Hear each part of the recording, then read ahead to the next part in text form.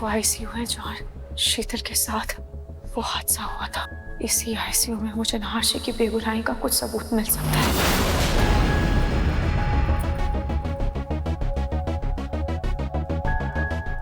Excuse me,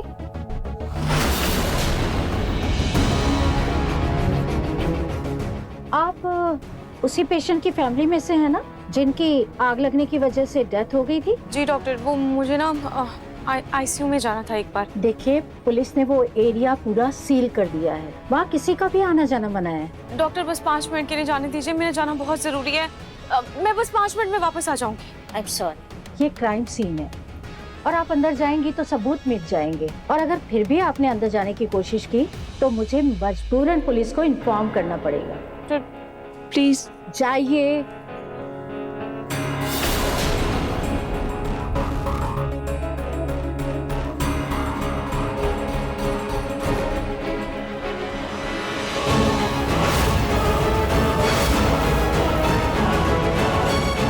कुछ न कुछ करके मुझे एक बार आईसीयू में जाना ही होगा। देखिए मिस्टर राय, हम आपको केस से जुड़ी हुई हर छोटी से छोटी डिटेल्स दे चुके हैं। आप कोई तो रास्ता निकालिए कि मेरे बेटी नाहर को बेल मिल सके। प्लीज कुछ कीजिए। देखिए मिस्टर रतन, मैं भी आपको कोई झूठी तसल्ली नहीं देना चाहता, क्योंकि आपके बेटे के खिलाफ एक नहीं बल्कि मल्टीपल सबूत हैं। इनफैक्ट पुलिस ने तो खुद मिस्टर नाहर को हादसे वाली रात अस्पताल में देखा था। लेकिन फिर भी मैं अपनी पूरी कोशिश करूंगा कि मिस्टर नाहर को कोर्ट से बेल मिल सके। मिस्टर रॉय, आप तो इतने बड़े वकील हैं, प्लीज कोई तो तरीका होगा ना जिससे मेरे भैया निर्दोष साबित हो सके। प्लीज कोई तरीका। एक तरीका है समर जी। क्या? जी बताइए ना। अगर हमें मिस्टर नाहर के फेवर में कोई ठोस सबूत मिल जाए जिससे हम असली गुनहगार तक पहुंच सके, तभी मिस्टर नाहर को निर्दोष साबित किया जा सकता है। या फिर भगवान कोई ऐसा चमत्कार करे जिससे मिस्टर नाहर बच जाए। आपका चौथा नंबर है, आप लाइन में लग जाइए।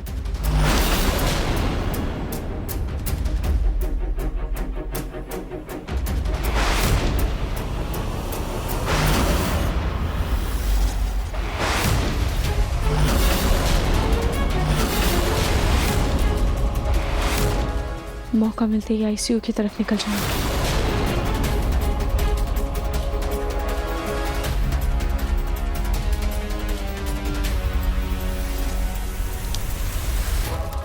माता जी, आप यहाँ मत जाइए, वहाँ किसी को भी जाना मना है। आप यहाँ लाइन में लगिए। माफ करना बेटा, उम्र हो गई है, नजर कमजोर है ना। हाँ चलिए, दिखाई नहीं देता।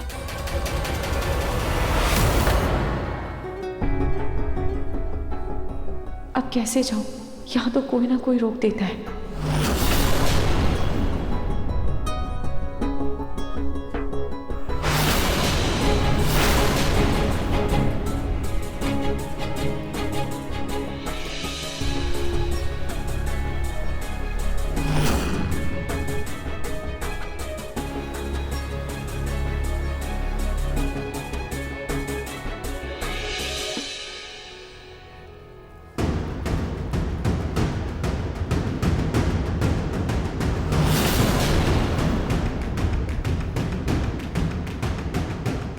ये धुआं,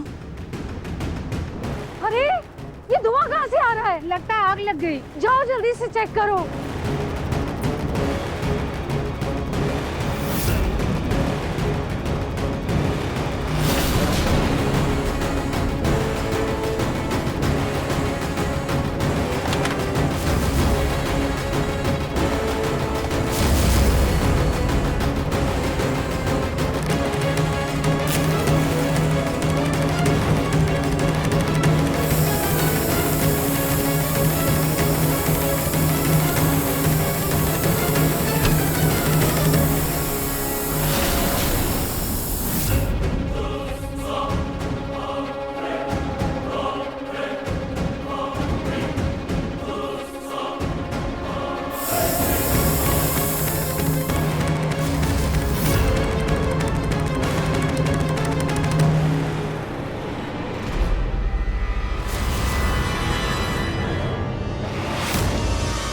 मिस्टर नाहर, झूठ मत बोलिए, मैंने आपको कोई कॉल नहीं किया और ना ही मेरे हाथ में कोई प्रॉब्लम है। अगर स्पर्श ने मुझे कॉल नहीं किया था, फिर कॉल किसने किया था मुझे? और हॉस्पिटल में आग कैसे लगी? आखिर शीतल को मारना कौन चाहता था? हम आपको यहाँ से रिहा करवाएंगे, हम अच्छा से अच्छा वकील लेकर आएंगे। रूही, बेचारी रूही मेरे लिए परेशान हो रही होगी, इधर उधर भटक रही होगी, लेकिन मैं क्या करूं? क्या करूं? यहाँ बैठे बैठे कुछ कर भी नहीं मैं क्या कर सकता? हीरो, तो दीवार पर गुस्सा उतारने से कुछ नहीं होगा। इस गुस्से को पालने की आदत डाल ले, क्योंकि आज के बाद तुझे अपनी सारी जिंदगी इस जेल में गुजारनी है। आगे क्या दिखाता है? और मैंने सुना है कि शहर के बड़े बड़े एडवोकेटों ने तेरा केस सुन के अपने हाथ खड़े कर दिए। चल मान लेते हैं कोई छोटा मोटा वकील तेरा केस लड़ भी लेगा, लेकिन तुझे इस जेल से बेल नहीं दिला पाएगा।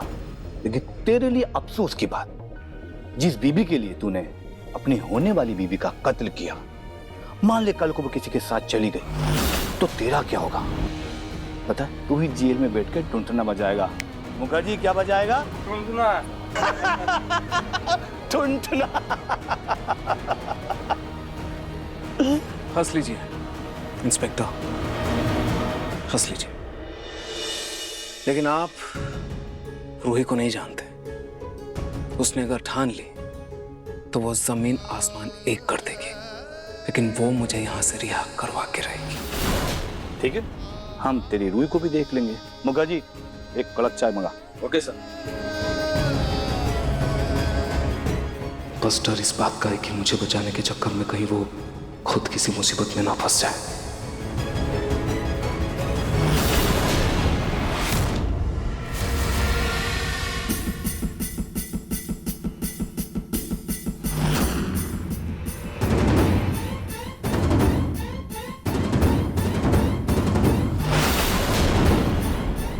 शीतल, मैं जानती हूँ तुम्हारे साथ बहुत गलत हुआ है, और मैं पूरी कोशिश करूंगी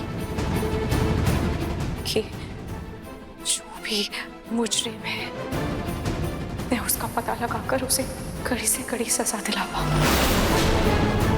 कहते हैं मुजरिम कितना भी चालाक क्यों ना, पर कोई ना कोई सबूत जरूर छोड़ देता है।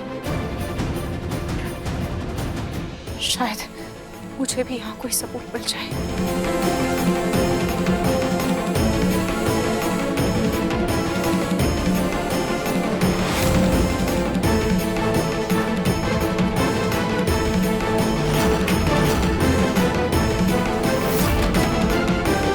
डॉक्टर, क्या हुआ?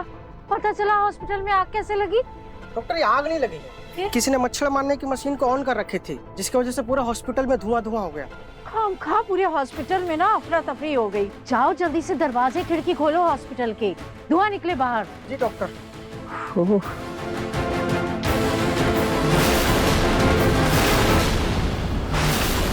ये आईसीयू में रोशनी कैसी चमक रही है?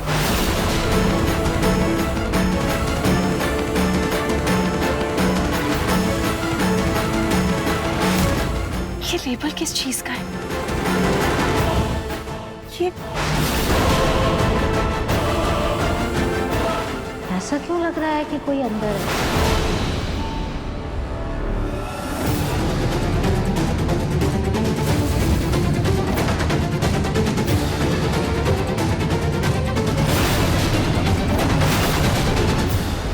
रतन वकील से कहो कि उसे मुंह मांगी कीमत मिलेगी, लेकिन कुछ भी करके नाहर की बेल करवाए। मां, हम कोशिश तो कर रहे हैं, लेकिन ये केस इतना उलझा हुआ है कि कोई भी वकील ये केस लेने को तैयार ही नहीं हो रहा है। खैर छोड़िए, मैं घर आके आपसे बात करता हूँ।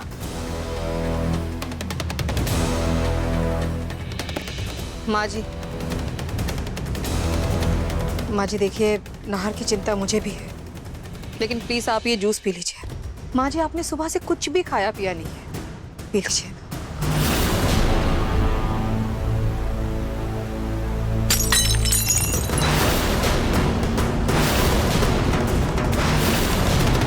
क्या हुआ माँ जी? क्या हुआ कि बच्ची सारे जन्मों का बदला एक ही जन्म में लेने वाली हो क्या? लेकिन माँ जी, मैंने किया क्या है? किया क्या है? अरे अगर तुम्हारा बस चले ना तो शीतल के मौत के इल्जाम में मुझे हमेशा के लिए जेल भेज दो। क्या बोल रही थी पुलिस वालों से? क्या कहा तुमने? कि शीतल को नींबू पानी पिलाया मैंने? हाँ माँ जी, सॉरी माँ जी, सॉरी। देखिए मैं कान पकड़ कर सॉरी बोल रही हूँ माँ जी, वो ना डर के मारे मुंह से निकल गया था। लेकिन माँ जी आप ये सब कुछ छोड़िए ना, आप नाहर के बारे में सोचिए ना माँ जी। हम कैसे नाहर को बाहर निकालेंगे, कुछ तो सोचिए। अरे इसी बात से तो दिल बैठा जा रहा है, घबराहट हो रही है, समझ में नहीं आ रहा है। सॉरी, मेरी समझ में नहीं आ रहा है कि शीतल के शरीर में जहर आया कहाँ से, और शीतल के ही हॉस्पिटल के कमरे में आग भी लग गई। कुछ समझ में नहीं आ रहा है, एक के बाद एक इतनी सारी मुसीबतें, समझ में नहीं आ रहा है कहाँ से आ गई। मेरा तो दिमाग ही काम नहीं कर रहा है।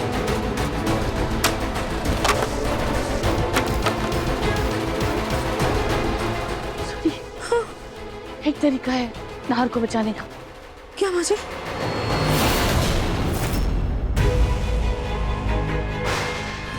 ये दरवाजा कैसे खुला? अभी तो थोड़ी देर पहले रोशनी चमक रही थी, लेकिन यहाँ तो अंधेरा है।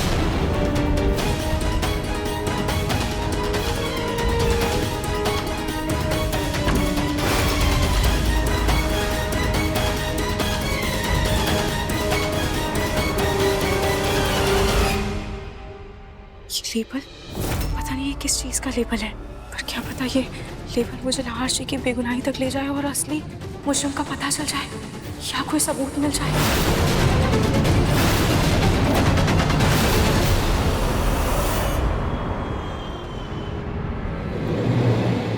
भैया, क्या आप इस लेबल के बारे में बता सकते हैं ये क्या है, और क्या ये आपके यहाँ पर मिल सकता है? मैम शायद ऑक्सीजन लिखा हुआ है इसमें। आपका मतलब ये ऑक्सीजन सिलेंडर का लेबल है? मैम लग तो वही रहा है। मैम ऐसे ये जला हुआ क्यों है? पता नहीं, शायद हॉस्पिटल में आग लगी थी, उसकी वजह से ये जल गया होगा। क्या आग? मैडम ऑक्सीजन सिलेंडर आग में जल नहीं सकता है, बल्कि खुद आग लगा सकता है। अरे हाँ, ये तो मैंने सोचा ही नहीं, ऑक्सीजन सिलेंडर से आग लग सकती है, मतलब ये कोई हादसा था। अच्छा भैया, क्या ऑक्सीजन सिलेंडर खुद से आग पकड़ सकता है? मैडम ऑक्सीजन जिंदगी के लिए वरदान है, वो खुद से आग नहीं पकड़ सकती। जब तक उसके साथ कोई छेड़छाड़ नहीं होगी, ऑक्सीजन से आग नहीं लग सकती। लेकिन ये तो कोई ठोस सबूत नहीं हुआ। Thank you.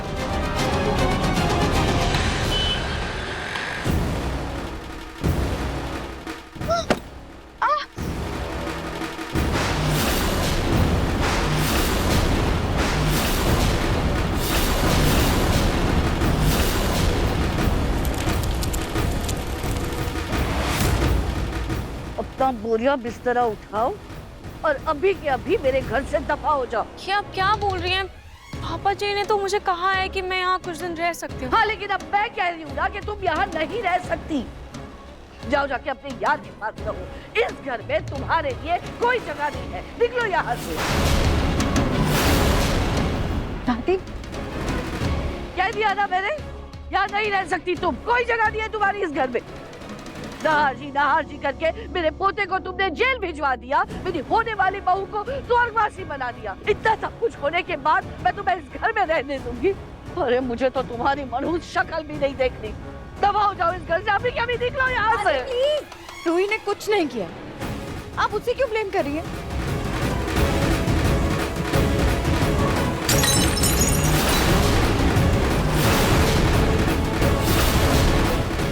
एकदम चुप। ये क्या किया? एक जुबान से बदतमीज और दूसरी मनहूस। जूही, तुम्हें अगर तुम्हारी बहन पर इतना ही प्यार आ रहा है ना, तो जाओ तुम भी उसके साथ चली जाओ। जाओ चली जाओ। मैं तुम्हारा सामान मैं तुम्हारे दादी के घर भिजवा दूंगी। हाँ दादी। दादी, ठीक है, मैं चली जाऊंगी। रूही, रूही तू ये क्या बोल रही है? तेरा घर है, तू ये घर छोड़ के क्यों जाएगी? दादी सही कह रही है, अगर मेरा यहाँ रहना इनके जख्मों को कुरेदता है तो मेरा यहाँ से चले जाना ही बेहतर है। रूही तुम जूही, तू दिल छोटा मत कर। मैं यही हूँ तेरे पास, मैं जयपुर में ही रहूंगी। मैं ज्यादा दूर नहीं जा रही, तू फिक्र मत कर।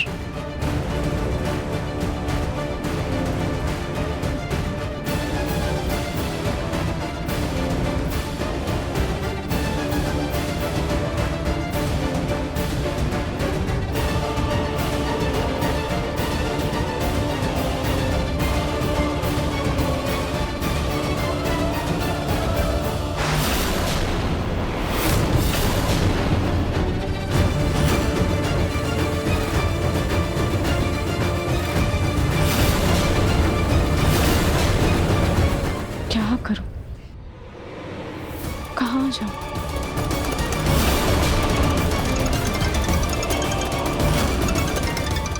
स्पर्श का फोन। अगर स्पर्श को पता चलेगा कि मुझे घर से निकाल दिया गया है तो वो मुझे अपने घर ले जाने की जिद करेगा, जो सही नहीं। क्या करूं? काम करती हूँ, मैं दादू के पास चले जाती हूँ।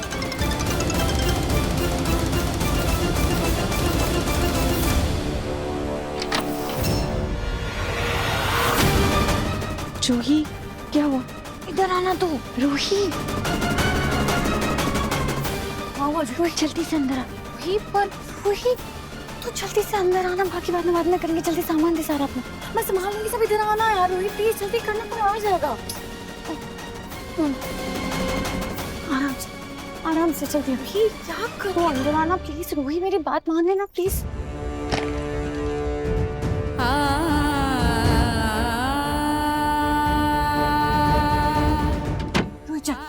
चलना जल्दी आई।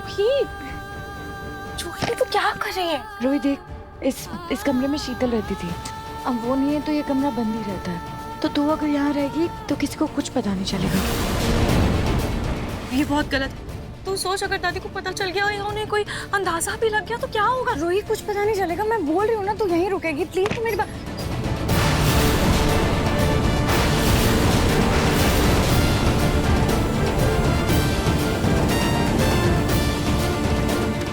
थैंक गॉड तुम आगे। समझ जल्दी आओ, इधर आओ। तुम समझाओ ना रोहित, कोई मान ही नहीं रही है यहाँ रुकने के लिए। ये फैसला सिर्फ जूही का नहीं बल्कि मेरा भी है। आप यहाँ हैं, इसके बारे में किसी को पता ना चले, इसकी जिम्मेदारी हमारी है। आप प्लीज यहीं रहिए, किसी को पता नहीं चलेगा और ये बात हम तीनों के बीच में ही रहेगी। I promise. तुझे आपको नहार भी है कसम।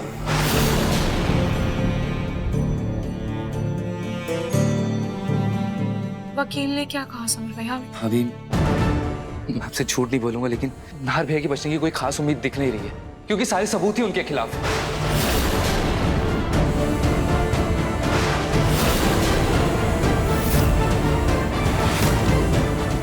मैं मानता हूँ कि मैं हॉस्पिटल गया था क्योंकि मुझे स्पर्श ने बुलाया था। मिस्टर नाहर, झूठ मत बोलिए, मैंने आपको कोई कॉल नहीं किया। आखिर उस रात को किसने नाहर जी को बुलाया होगा?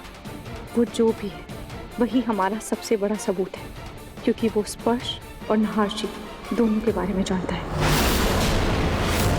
मम्मी देख, मैं जानती हूँ कि तू नाहर जीजू की वजह से बहुत ज्यादा परेशान है। सुबह से ना जाने कहाँ कहाँ भटक रही थी तू। तो टेंशन मत ले, रेस्ट कर। हम कोई ना कोई सोल्यूशन जरूर निकाल लेंगे। लाइट्स ना डिम ही रखना, किसी को पता नहीं चलना चाहिए। और टेंशन मत ले, सब अच्छा हो जाएगा। इस घर में चोरी छिपे में रुकना तो नहीं चाहती हूँ, और उस शख्स का पता लगाने के लिए मुझे यहाँ रुकना होगा जो नाहर जी को और स्पर्श को दोनों को जानता है।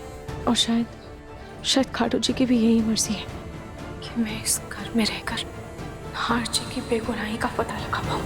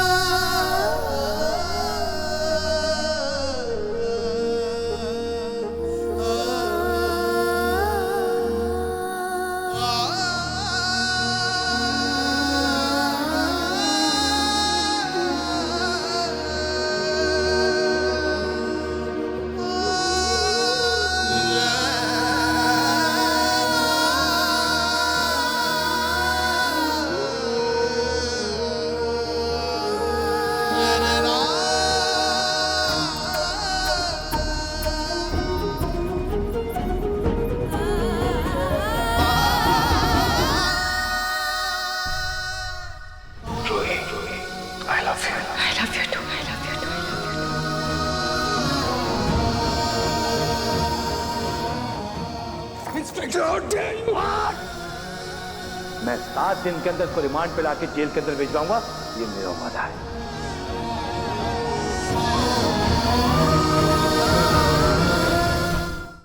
हर्षी, मैं जानती हूँ कि आपने कुछ नहीं किया है और आप कभी भी शीतल की जान नहीं ले सकते। हर्षी, मैं जल्द से जल्द आपकी बेगुनाही का कोई ना कोई सबूत ढूंढ कर रहूंगी। आप फिक्र मत कीजिएगा, आप बस हिम्मत रखिएगा और अपनी रूही पर भरोसा भी। खुद से भी ज्यादा भरोसा है मुझे रूही तुम पर। रूही, मुझे अपनी परवाह नहीं है, मुझे तुम्हारी परवाह है। तुम्हारे लिए डर लगता है कहीं तुम मेरे लिए मेरे चक्कर में किसी उलझन में ना उलझ जाओ, किसी मुसीबत में ना फंस जाओ। मुझे मंजूर है पूरी जिंदगी में जेल में रह सकता हूँ, लेकिन मैं तुम्हें तकलीफ में, परेशानी में, दर्द में नहीं देख सकता। मैं नहीं बर्दाश्त कर सकता।